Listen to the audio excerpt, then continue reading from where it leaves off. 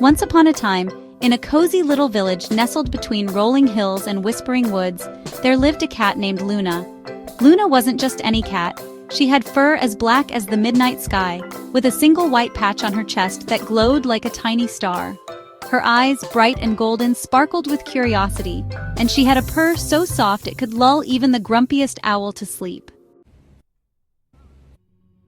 Luna lived with an old clockmaker named Mr. Tobin, whose shop was filled with ticking clocks of every shape and size.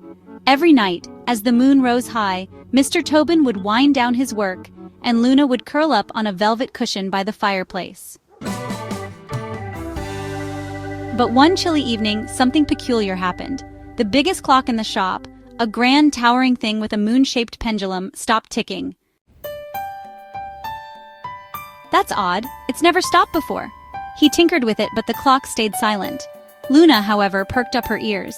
She could hear something Mr. Tobin couldn't, a faint silvery chime coming from deep within the woods. That night, while Mr. Tobin slept, Luna slipped out through the window. The moon hung low, casting a silver path through the trees, and Luna followed the chime, her paws silent on the forest floor. She weaved past gnarled roots and under thorny bushes until she reached a clearing. There, bathed in moonlight, stood a strange sight, a tiny clock made of glass, floating just above the ground. Its hands spun wildly, and the chime grew louder, like a song calling her closer. Luna tilted her head, then batted at the clock with her paw. The moment she touched it, the glass shimmered, and out popped a tiny creature, a mouse with wings like a dragonfly's, glowing faintly blue. "Fix the time? Tick, VO." "Yes, the grand clock in your shop keeps the village's days and nights in balance. But a gust of wild wind broke its magic gear, and I couldn't get it back in place. Without it, time's all jumbled. Look!" Luna glanced around. Sure enough, the forest was strange.